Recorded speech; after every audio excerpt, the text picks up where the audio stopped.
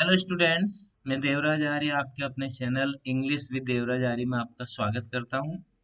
As we all know that हम हमारे channel के माध्यम से क्लास 9th से लेकर 12th तक की इंग्लिश को कवर कर रहे हैं। इसी क्रम में आज का हमारा वीडियो है क्लास 11th, ठीक है, कक्षा 11वीं का जो इंग्लिश है हॉर्नबिल। उस हॉर्नबिल का जो लेसन सेकेंड है, we are not afraid to die if we can all be together, यानी हम मरने से नहीं डरते, यदि हम एक साथ रहेंगे तो हम मरने से भी नहीं डरते, जो कि लिखा है जॉर्डन कुक और इलेन ईस्ट ने लिखा है। ठीक है, तो इस लेसन के हमने दो पार्ट कर लिए हैं, ठीक है, और तीसरा पार्ट आज करने वाले हैं जिसमें हम इसको पूरा कवर कर लेंगे। तो जो पिछले दो वीडियो हैं उनके बारे में मैं थोड़ा सा आपको बता दूं। इस वीडियो के साथ उनकी लिंक दी है मैंने, आप प्लेलिस्ट में जाकर उनको भी देखेंगे और एक साथ पूरा लेसन देखेंगे तो आपको बहुत अच्छे से समझ में आएगा। हमने बहुत बारीकी से इसको जो है एनालाइज किया है। तो थोड़ी सी स्टोरी में बता दूं कि जो जॉर्डन कुक है वहाँ अपनी पत्नी, जो इसके राइटर है, वो अपनी पत्नी मेरी, लड़के सुजैन और जो उनकी लड़की है लड़का सॉरी जोनाथन और लड़की सुजैन, ठीक है, चारों जो है एक फैमिली में चारों सदस्य हैं। अपना राइटर है जॉर्डन कुक, पत्नी मेरी, लड़का जोनाथन और लड़की है सुजैन। वो जेम्स कुक नाम के एक व्यक्ति का डुप्लीकेट, यानी जेम्स कुक नाम के एक व्यक्ति ने क्या किया था, इस पूरी दुनिया का एक चक्कर लगाया था समुद्री रास्ते के द्वारा। तो वो भी अपने परिवार के साथ ऐसा जो है अनुसरण करना चाहते हैं। तो वो अपने जहाज, जिसका नाम है वेव वाकर, उसको लेकर चलते हैं। और जहाज, आप देख सकते हैं जहाज के विभिन्न पार्ट्स के बारे में हम इस लेसन के माध्यम से जान जाएंगे कि कौन कौन से पार्ट होते हैं। तो वेव वाकर के माध्यम से वो पूरी दुनिया का चक्कर लगाते हैं। तो उनकी जो पहली जो चरण होता है, पहला जो पड़ाव होता है, वो तो बहुत आसानी से वो पार कर लेते हैं, यानी कि कम से कम 1-1.5 लाख किलोमीटर तो वो आसानी से जो है सफर करते हैं। इसके बाद में वो कहाँ पे पहुंचते हैं, केपटाउन पहुंचते हैं। और केपटाउन में पहुंचने के बाद वो क्या करते हैं, दक्षिणी हिंद महासागर में जैसे प्रवेश करते हैं तो अपने साथ दो क्रू मैन ले लेते हैं। एक अमेरिकन क्रू मैन है और एक स्विट्जरलैंड का क्रू मैन है, ठीक है, एक लेरी है और एक हब है। ठीक है, लेरी और हब दोनों उनके साथ चलते हैं ना, वो कुल 6 सदस्य हो जाते हैं और रास्ते में बहुत बड़ी बड़ी जो है लहरों का सामना करते हैं। आप देख सकते हैं जिजेंटिक जो है वेव्स आती हैं और जहाज को तहस नहस कर देती है। कभी जहाज का पिछला भाग, कभी आगे का भाग, कभी उसका जो है जो पोल होता है उसको तोड़ देती है ना, और सारे जहाज में पानी भर जाता है। लेखक भी जो है घायल हो जाता है, उसकी जो है पसली टूट जाती है, दांत उसके टूट जाते हैं, उनके पंप, उनका लंगर सब खराब हो जाते हैं। तो वो इस समय ऐसी परिस्थिति में है कि बहुत ही ज्यादा भयावह स्थिति में है। उनके जहाज के नीचे के तल में जो है पानी भर जाता है। उनकी जो लड़की है सुजैन, वो भी घायल हो जाती है, उसके सिर पे बहुत ज्यादा चोट लगती है, लेकिन वो इसकी परवाह भी नहीं करती है ना, और अपने पिता को नहीं कहती है कि मुझे कितनी चोट लगी है। इसके बाद में क्या होता है कि वो कैसे तैसे करके, उसकी पत्नी उसकी मदद करती है, और लेखक और उसके जो साथी दो क्रूमैन हैं वो क्या करते हैं, पानी को बाहर निकालने की कोशिश करते हैं कैसे तैसे करके। उनके पास तो एक हैंड पंप है और इलेक्ट्रिक पंप है। एक इलेक्ट्रिक पंप उनका भाग्य से काम करना शुरू कर देता है, तो वो कैसे तैसे उसमें से पानी बाहर निकालते हो जहाज में से, और पानी की स्थिति इस स्तर पर ले आते हैं कि वो थोड़ी देर आराम कर सके। और 2-3 दिन वो बहुत ज्यादा डिफिकल्ट सिचुएशन में रहते हैं। और आगे क्या होता है उसके बारे में हम देखते हैं कि लेखक क्या करता है। अ, देखिए, लेखक ने क्या किया। अब यहाँ से हमने यहाँ तक पढ़ लिया था कि एक बहुत बड़ी तूफान में से उनका जो वेव वाकर है, वेव वाकर यानी कि जहाज का नाम उन्होंने क्या रखा है, वेव वाकर रखा है, कि एक बहुत बड़े तूफान में से, जिसमें से लेखक को उम्मीद नहीं थी कि हम यहाँ से बचेंगे कि नहीं बचेंगे। तो but wave walker road out the storm and by the morning of January 6 with the wind easing I tried to get a reading on the sextant। Wave walker क्या करता है, रोड आउट द स्टॉर्म, उस तूफान में से उनको 6 जनवरी की सुबह तक कैसे तैसे बचा के ले आता है। वेव वाकर उनकी जो है शिप का नाम है। अब हवा भी ईजिंग, हवा जो होती है वो थोड़ी कम हो जाती है, धीमी पड़ जाती है। और लेखक क्या करता है, I try to get reading on the sextant. Sextant का अर्थ ये होता है कि एक ऐसा जो है नक्शा टाइप है, ऐसा यंत्र होता है जिससे वो जहाँ पानी की जो यात्रा करते हैं वो उनके लिए बहुत ही उपयोगी यंत्र होता है। उसमें वो पढ़ता है, क्या पढ़ता है, bag in the chart room, जो चार्ट रूम में रखा था वो लेकर आता है, उसमें से पढ़ता है, I worked on wind speed. वो क्या करते हैं, विंड यानी हवा की रफ्तार पर काम करते हैं।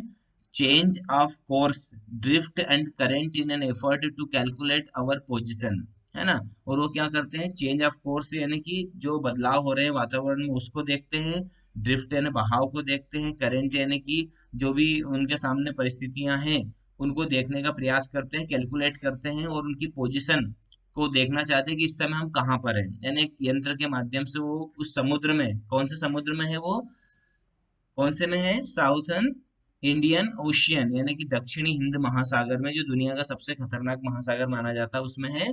और the best I could determine was that we were somewhere in 1,50,000 kilometres of ocean. यानी वो सबसे जो मेन चीज पाते हैं वो ये पाते हैं कि वो इस समय समुद्र में कितने अंदर हैं, 1.5 लाख किलोमीटर अंदर है। Looking for 65 kilometre wide island, और वो क्या कर रहे हैं, एक 65 किलोमीटर चौड़ा आइलैंड है, एक द्वीप है उस समुद्र के अंदर, उसको ढूंढ रहे हैं, यानी उसकी तलाश करना शुरू कर देते हैं।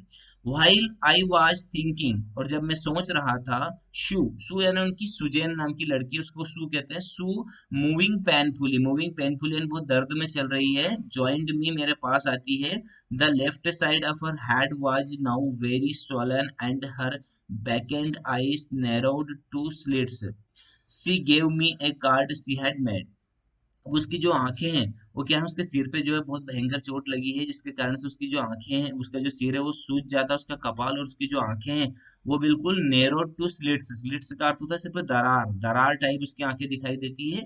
सी gave me a card she handmade, और उसने मुझे कार्ड दिया जो वो मेड ने बना के लाई थी। क्या कार्ड दिया, on the front she had drawn caricatures, और उस कार्ड के सामने यानी बिल्कुल मेन पृष्ठ पे उसने कैरिकेचर, एक चित्र बनाया है, एक व्यंग्य चित्र बनाया है, किसका, मेरी एंड मी, है ना, लेखक का और उनकी पत्नी मेरी का बनाया है, विद द वर्ड्स, और क्या शब्द लिखे हैं, here are some funny people, ये कुछ फनी यानी मजाकिया लोग हैं। Did they make you laugh, क्या तुम्हें इन्हें देखकर हंसी आती है, I loved a lot as well, मैं भी बहुत हंसी।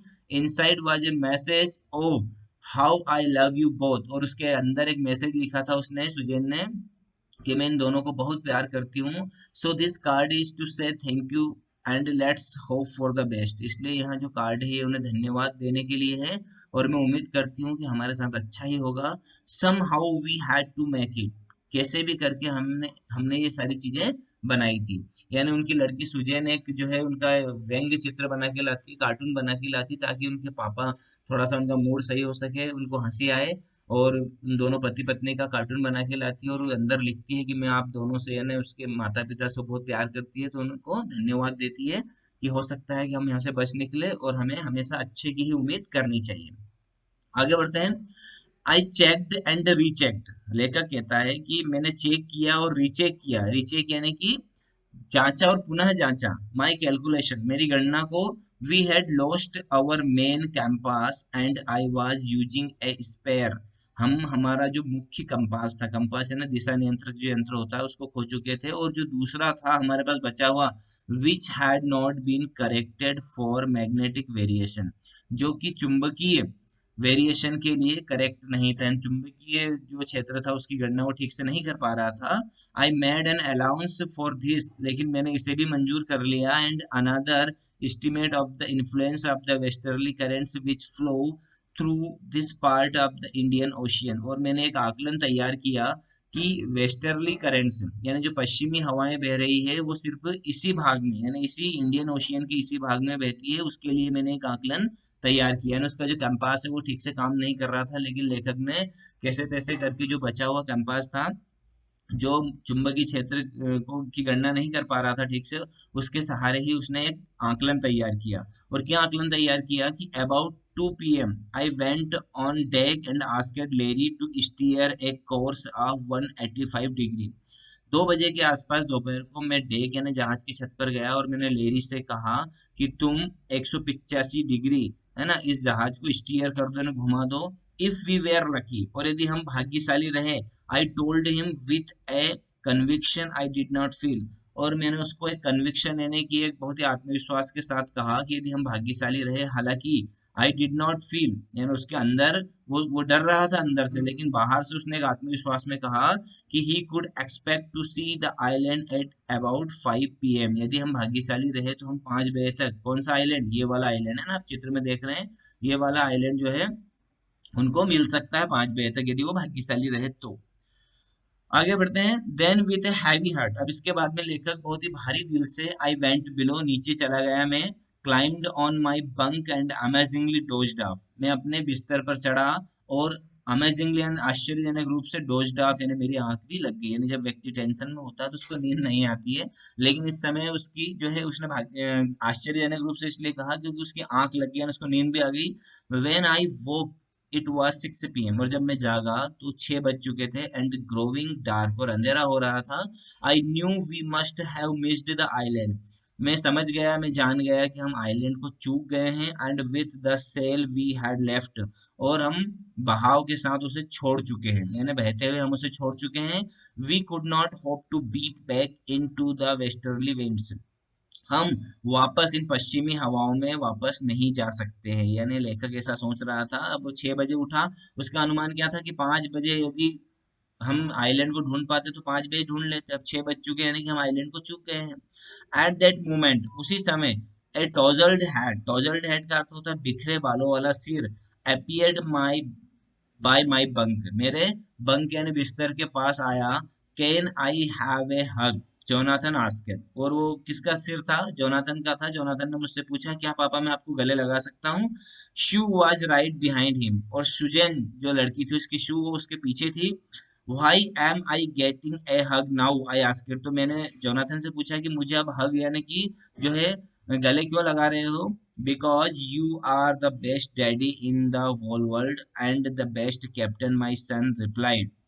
तो मेरे लड़के ने कहा कि मैं आपको इसलिए गले लगा रहा हूँ क्योंकि इस दुनिया के आप सबसे अच्छे पिता हो और सबसे अच्छे कैप्टन हो। Not today John I am afraid, लेकिन लेखक ने कहा कि जॉन आज नहीं, डरते हुए कि मैं आज अच्छा पिता नहीं हूँ, नहीं आज एक अच्छा कैप्टन हूँ। Why you must be sad shoe in a matter of fact wise, तो सुजैन बोलती है कि क्यों नहीं हो, होना ही चाहिए, आप हो ही। यू फाउंड द आइलैंड, आपने आइलैंड ढूंढ लिया है। व्हाट, आई साउटेड, क्या, मैं चिल्लाया। It is out there in front of us, they chorused, और वो एक साथ बोले कि वो हमारे बिल्कुल सामने है। As big as a battleship, उतना बड़ा जितना एक युद्ध पोत होता है, जहाज यानी जितना बड़ा एक जहाज होता है ना, उतना बड़ा ही हमारे सामने एक आइलैंड है। I rushed on deck and gazed with relief at the stark outline of ILMS Durham. मैं तेजी से दौड़ता हुआ जहाज की छत पर गया और एक निगाह से, एक टकटकी लगाकर एक शांति के साथ मैं उस स्टार का आउटलाइन यानी उस सीमा रेखा को देख रहा था जो कि मेरे सामने थी। कौन से द्वीप की, आइल एमएस डर्म द्वीप की सीमा रेखा मेरे सामने थी। It was only a black piece of volcano rock, यहाँ ज्वालामुखी की चट्टानों का एक ठंडा भाग था। यानी ज्वालामुखी जब निकलता है उसमें जो लावा निकलता है, जो लावा ठंडा हो गया था, वही भाग यहाँ पर एक द्वीप के रूप में था। विद लिटिल वेजिटेशन, थोड़ी सी वनस्पति थी उस द्वीप पर। The most beautiful island in the world, और हमारे लिए दुनिया का सबसे सुंदर आइलैंड यानी सबसे सुंदर द्वीप था। आगे बढ़ते हैं। अब क्या होता है, जैसे वो आइलैंड को ढूंढ लेते हैं तो वी एंकर्ड, एंकर्ड का अर्थ होता है लंगर डालना, हमने वहां पर हमारा लंगर डाल दिया ऑफशोर यानी उस जो द्वीप था उसके एक किनारे से थोड़ा सा दूर। फॉर द नाइट, यानी हम रात को वहां पर पहुंचे थे इसलिए रात को हमने वहां पर लंगर डाल दिया। And the next morning all 28 inhabitants, inhabitants का अर्थ होता है निवासी, और सुबह पूरे 28 उस द्वीप पर जो निवासी थे, फ्रांस के जो वैज्ञानिक थे, off the island cheered as they helped us ashore, उन्होंने हमारा स्वागत किया और हमको जो है द्वीप के ऊपर उतारा, द्वीप के जो है किनारे पर उतारा। With land under my feet again, मेरे पैरों के नीचे फिर से जमीन पाकर। My thoughts were full of Larry and Herbie, मेरे विचार किससे पूरे भर गए, लेरी और हर्बी। आपको पता है लेरी और हर्बी कौन थे, दो क्रूमैन थे, है ना। उनके बारे में लेखक ने सोचा, क्या सोचा कि चीयरफुल एंड ऑप्टिमिस्टिक, प्रसन्न रहे और आशावादी रहे, अंडर द डायरेस्ट स्ट्रेस, यानी इतने खतरनाक तनाव के बावजूद वो हमेशा आशावादी बने रहे और प्रसन्न रहे।